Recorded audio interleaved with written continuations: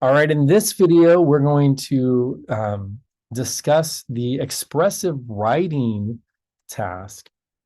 Now, again, one of the things that I think is important to remember is that not all positive psychology interventions always feel good in the moment. There's sometimes a no pain, no gain to happiness, so to speak, when it comes to the interventions. And so sometimes there's a little bit of pain that you experience and sort of to get to the other side of the flourishing, of the thriving, of the life that's worth living, right? And I think an expressive writing task is definitely one where people will say that the actual experience of it isn't always super positive. Sometimes it is. A lot of times it's negative. And what I want you to think about as you go through this is give yourself a little bit of breathing time after you finish the expressive writing task before you reflect on it. Give yourself some time to sort of see how your experience changes over time, right? So let's look at what this task actually is. This is one that was developed, it's going on 40 years now, where you're actually going to be writing about stressful events or major life transitions to see if it'll increase your happiness or at least to reduce symptoms of depression and anxiety.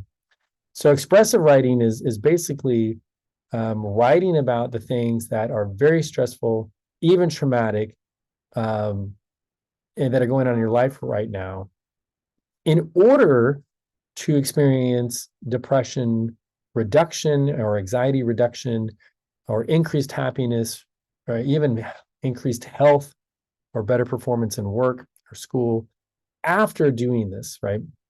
So you're going to take a moment of your day, 20 minutes, and you'll write down your deepest emotions or thoughts about something that's really an emotional challenge that you're experiencing. Think about all the different types of things that are difficult about it. Basically, give yourself 20 minutes to just find a quiet space and let it go, right? Something you've really gone through that you've really been holding on, that you really haven't had that catharsis experience yet. Then when you write your reflection, again, you do not have to tell me or type up your expressive writing. Sometimes they're exceedingly personal, and I don't want you to feel uncomfortable in sharing that with me. You can sort of share the highlights of it so that I can kind of know what you're writing on. How did you feel when you're going through this, and how does it change your well-being as it sort of ages well, so to speak? Let's take a look at the actual assignment here, and we'll get some more details on how we're going to do this, right? So expressive writing is a powerful tool that helps us navigate stressful events or major life transitions, but they will be times where it will actually be very difficult to write about this. And so the positive impact on happiness and the reduction of depression, anxiety, and the improvement in work and school often comes very much later. So again, what do you need to do? So you need to choose a day, find a quiet place, set aside at least 20 minutes. I would suggest getting a pen and a pencil. If you like to type, that's fine. Give yourself the emotional capacity to deeply dive into your emotions and your thoughts about something that is exceedingly an emotional challenge that has been affecting your life. It might be something that has been connected to your childhood, to a current relationship, to a career, to a class. Write for 20 minutes without stopping. Do not worry about your spelling or your grammar. The focus is to express your feelings, yourself, your thoughts, your memories as freely as you can. This will be something that should be very personal and very honest to you, and it is not something in its details that you need to share to me. Write about the situation only to the extent that you can really handle it in the moment. So if you pick something that is too traumatic or too overwhelming, it's best to give yourself some time and space. There's enough life stressors to pick something that won't be overwhelming to you. And then if you can, if there's another person that's involved in the stress, try and see if you can see that from the other person's perspective and see if you can gain some insights. That's sort of an optional section. In your reflection, now that you've done that, now that you've done the expressive writing, again, the task is not to submit your expressive writing down here. It's to reflect on your expressive writing. So again, we're going to first describe how the actual intervention made us feel. Some of you will say it did not make me feel good, or sad, or depressed, or anxious. Maybe some of you have some physical experiences. Some of you might actually feel a release immediately, or catharsis experience. You might feel really good as you're sort of going through things. But again, what are the emotional experiences that you're having? And what are the insights that you're learning about this as an emotion regulation strategy for dealing with your current life stressors? One of the things I want you to do after you've gone through this, you will always want to reflect on, do you believe that this is an effective coping mechanism for you? So if you have a future life stress, will you use expressive writing? Why would you choose not to if you choose not to? Or why would you choose to do it if you choose to, right? So now that you've actually experienced this and you know the emotions and you know the potential benefits and you know the emotional cost, is it in your emotional toolbox to use in the future? And consider what actually doing this taught you that you couldn't have learned if you just read about it. Expressive writing has been written about for decades. You could read tons about it online. But my hope is that you actually experience something different by doing.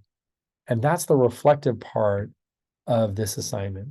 So again, those pieces should be demonstrated in your actual comparison of your writing to your rubric, right?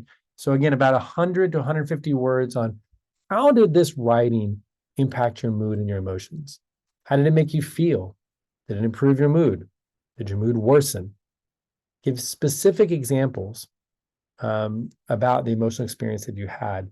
You will find it might be a little bit easy to give some top line explanation of the stressor that you're writing about so that it can help explain why your mood did or did not improve or did or did not worsen. What are some of those experiences that you had that gave you some lessons as to why the intervention created these emotions? So if you feel worse while you're doing it, why do you think that is? If you feel better while you're doing it, why do you think that is? If you initially felt worse while you're doing it, but you feel relief afterwards, why do you think that is? And then when you have those two pieces together, sort of what you experienced and the lessons that you learned about expressive writing, do you think that this is in your emotional toolbox? Tell me why you might use it for a coping strategy in the future, or why you wouldn't. What is your belief about its own effectiveness or limitations in your life as a tool to deal with stress? And then again, as it is true of all of these different types of interventions, there's this unique discovery through participation that I really want you to reflect on. It's not just descriptive. The idea here is that there's something you learn about expressive writing that you could not have learned any other way unless you did it, right? That you had to actually expressively write about some sort of life stress in order to really grasp what expressive writing is like. What is the experiential value of actually engaging in this kind of task? So again, as you go through these videos, I hope that what you see is that there's what you need to do and you need to reflect on. And the reflection is often not the content that you're writing. You'll write a gratitude letter later. Sometimes people will post a gratitude letter. It's wonderful. That's not the reflection that I'm looking for, right? Same idea here. Sometimes people will post or provide their expressive writing, and that's not bad. And if you can get all the other things carried out with in 600 words, that's wonderful. But it's not a requirement, and it's not what I want you to focus on. So make sure you really get a sense of sort of what is the difference between what you need to do and what you need to write. All right, I look forward to reading these reflections. And again, as always, if you have questions, comments, thoughts, experiences you want to share, put them in the discussion board. And I hope you have a wonderful time with this, because it is something that does eventually really pay off.